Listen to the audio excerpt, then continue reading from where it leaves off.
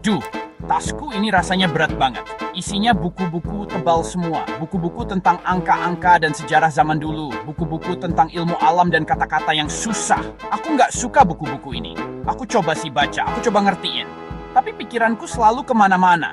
Mikirin bentuk-bentuk dan warna-warna. Mikirin ide-ide baru buat poster sama logo-logo keren. Keluargaku mau aku dapat nilai bagus. Nilai yang bagus banget. Kata mereka, cuma itu caranya biar masa depanku bagus.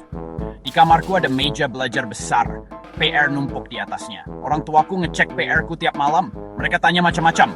Matematikanya sudah selesai, sudah belajar buat ulangan? Aku cuma mengangguk. Aku bilang iya. Tapi di dalam hati aku makin sedih. Rasanya kayak burung dalam sangkar. Aku mau terbang, aku mau gambar dan bikin-bikin sesuatu. Raka, matematika itu penting. Desain gak akan bisa buat bayar tagihan, gak akan bikin hidupmu enak. Kamu harus fokus belajar. Jangan buang-buang waktu lagi sama gambar-gambaran itu. Masa depanmu tergantung nilai-nilaimu. Ay Pak, desain itu lebih tersentuh dari hal itu berat. Ini yang suka lakuin. Ayah Raka, Pak Dedi, orangnya tegas. Dia kerja keras seumur hidupnya. Dia percaya sama tradisi. Dia percaya jalan yang aman-aman saja. Buat dia, seni itu cuma hobi, bukan pekerjaan beneran. Pekerjaan beneran itu artinya gaji tetap, artinya dihormati orang-orang. Dia mau Raka hidupnya terjamin. Dia nggak mau Raka hidup susah. Soalnya suasananya tegang banget. Raka dapat nilai jelek di ulangan matematika. Ayahnya tahu, muka Pak Dedi langsung kayak mendung mau badai. Matematika itu penting, Raka. Desain gak akan bisa buat bayar tagihan. Gak akan bikin hidupmu enak.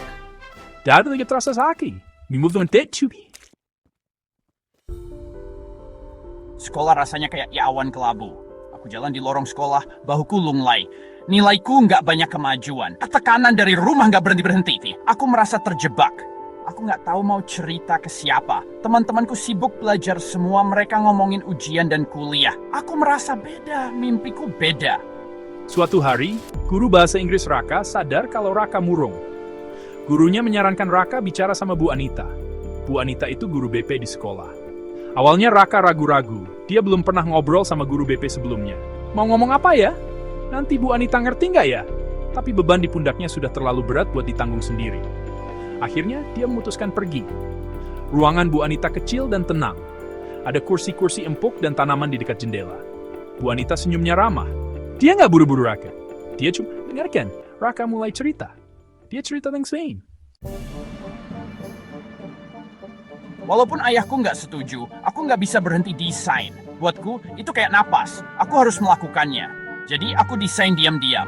Tengah malam, pas semua orang sudah tidur. Aku ambil buku sketsaku dari bawah tempat tidur. Aku pakai senter kecil. Kamarku sepi. Cuma kedengaran suara pensilku di atas kertas. Aku gambar logo buat perusahaan khayalanku. Aku bikin sketsa tampilan buat website keren. Aku desain karakter buat game yang aku ciptain di kepala. Jam-jam rahasia ini pelarianku. Di buku sketsaku, aku bebas. Nggak ada aturan, nggak ada tuntutan. Cuma imajinasiku. Kemampuanku makin bagus setiap kali gambar. Aku belajar dari nonton video di internet. Aku baca artikel tentang desainer-desainer terkenal. Aku latihan macam-macam gaya. Buku catatanku penuh sama ide-ideku. Satu habis ganti lagi. Desainku jadi makin rapi, makin kayak profesional. Sore itu aku lagi lihat-lihat website desain gitu, ya kan? Cari-cari inspirasi. Terus tiba-tiba ada iklan kompetisi desain nasional buat anak muda. Temanya, Kota Masa Depan. Hadiah utamanya beasiswa dan karyanya bakal dipajang. Jantungku langsung deg-degan. Ini dia, kesempatan besar. Kesempatan buat nunjukin bakatku. Buat buktiin kalau desain itu lebih dari sekadar hobi.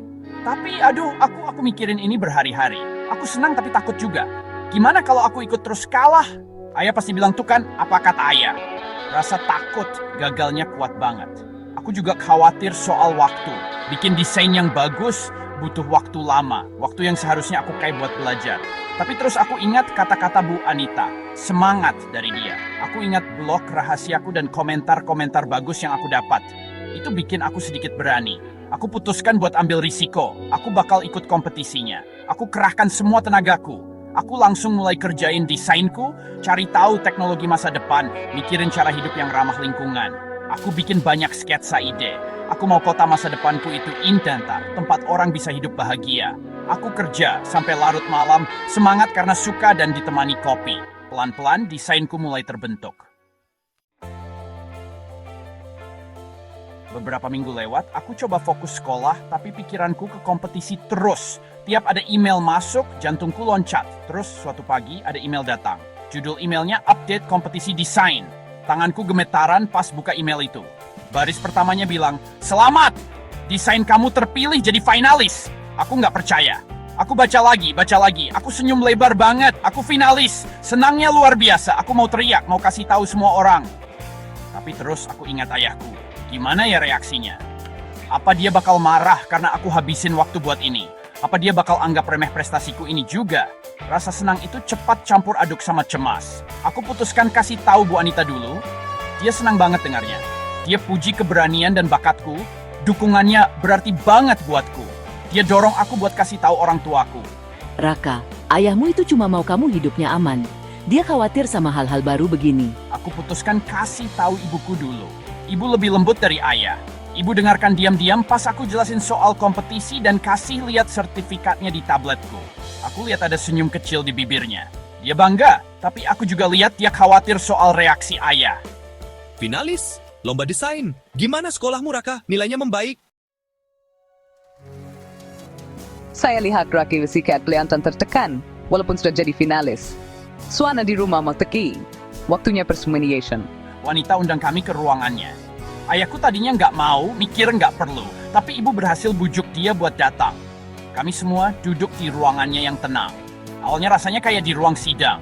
Semua orang agak tegang. Raka, coba kamu mulai dulu. Ceritakan perasaanmu dan mimpimu soal desain. Aku tarik napas dalam-dalam terus ngomong dari hati. Aku bilang ke ayah, betapa aku suka banget desain. Itu bukan cuma hobi, itu hal yang aku benar suka. Aku tunjukin portofolioku dan sertifikat finalisku.